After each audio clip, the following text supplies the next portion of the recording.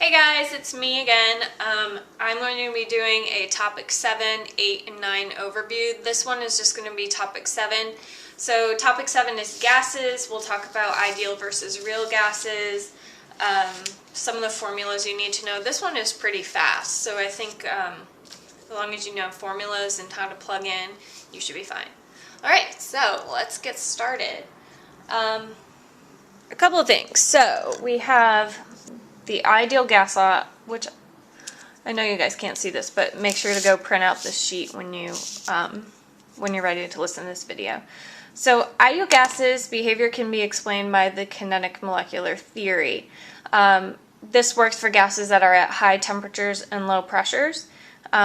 We have gases moving in constant random motion. I'm just gonna talk to you guys because it makes more sense.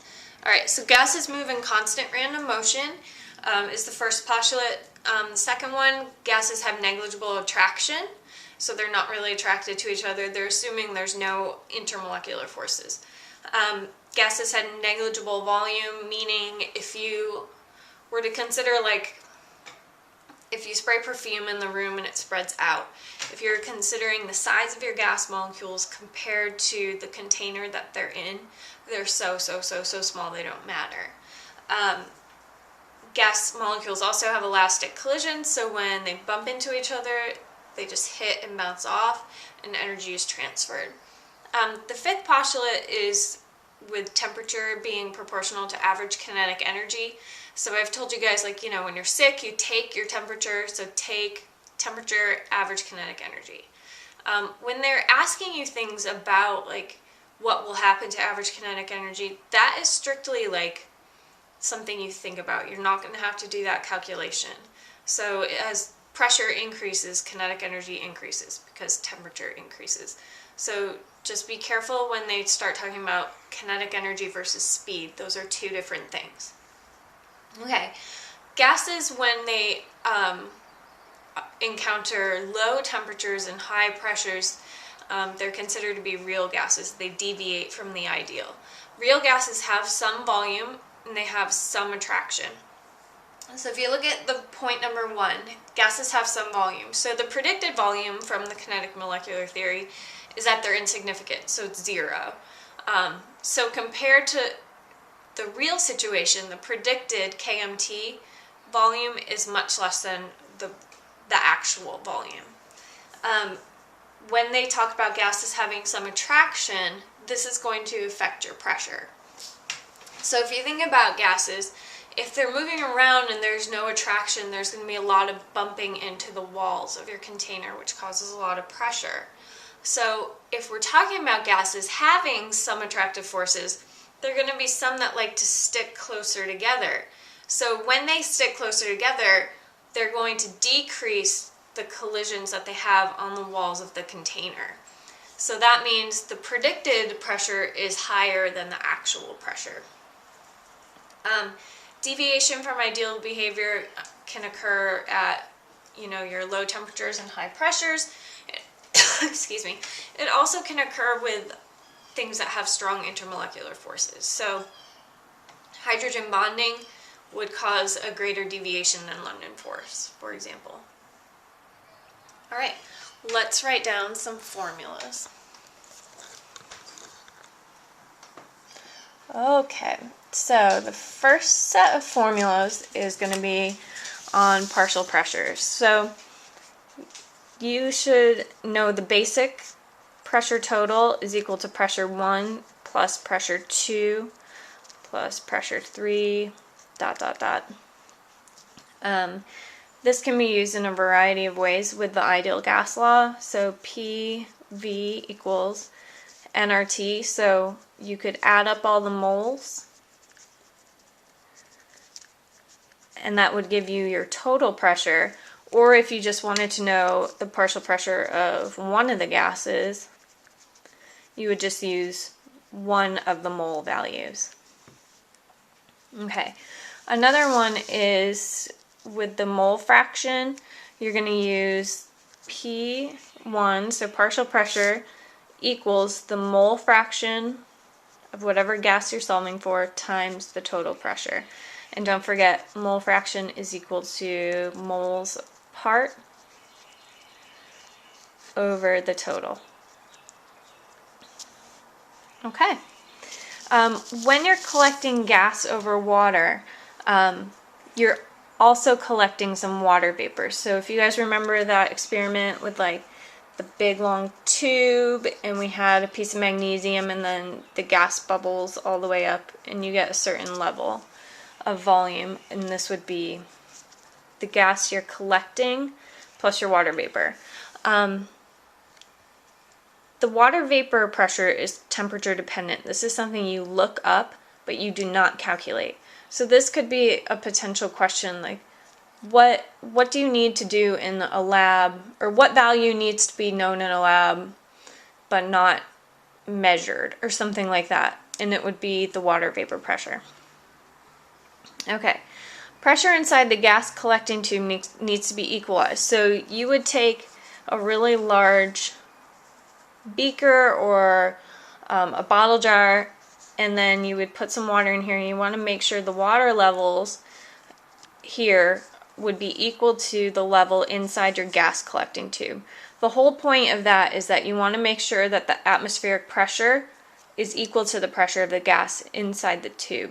So when that is true, you know that the pressure total is equal to the pressure of the gas that you're collecting plus the pressure of the water vapor. So if you do not equalize it, these numbers will be a little bit off. Okay, combined gas law is your P1 V1 over T1 equals P2 V2 over T2. Pressure, volume, temperature. Temperature has to be measured in Kelvin. Pressure doesn't matter as long as they're the same on both sides, same with volume. So let's look at some formulas. At constant temperature, you would have P1 V1 equals P2 V2. So if pressure increases, volume decreases. This is an inverse relationship.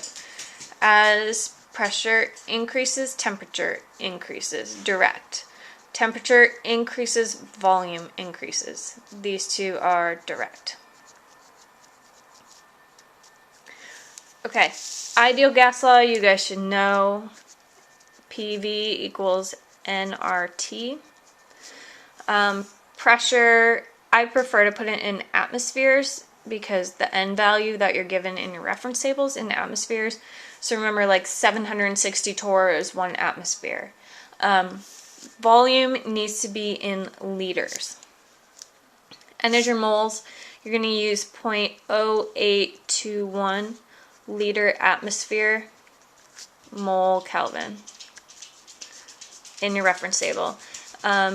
T measured in Kelvin.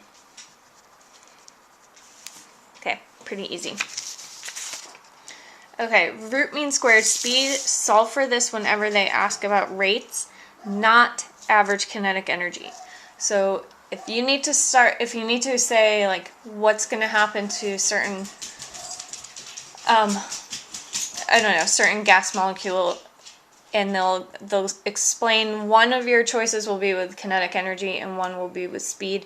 Speed uses this equation. So it's root mean squared speed, so it's U RMS equals the square root of 3RT over M. R in this case is 8.314. And I can't really remember the unit off the top of my head, but that's the one you use. M is molar mass, and this molar mass has to be measured in kilograms. So if you're at grams, there are 1,000 grams in 1 kilogram. Okay, effusion and diffusion. Effusion is the escape of a gas through a tiny hole. Think about like if you have a balloon, over 4 days it's going to get smaller because some of the gas is escaping. Diffusion is spreading of a gas through a room, so you guys know if you spray something that smells good or bad, it'll spread out. Okay, if they ask you about to compare rates or the ratio of rates, R1 over R2 is equal to the square root of M2 over m1.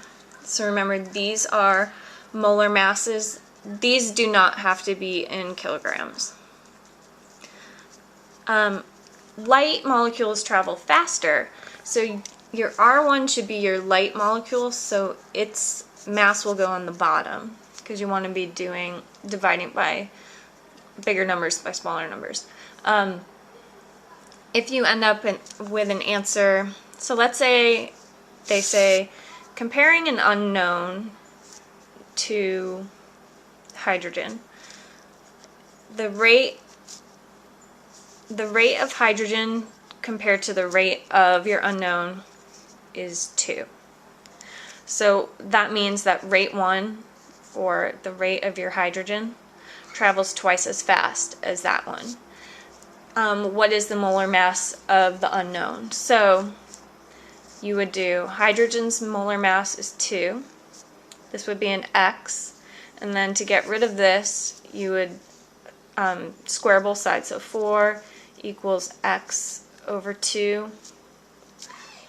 X equals 8. And then they would give you a choice that has the appropriate mass. So something like that. Okay, that's it for gases. See you in a minute.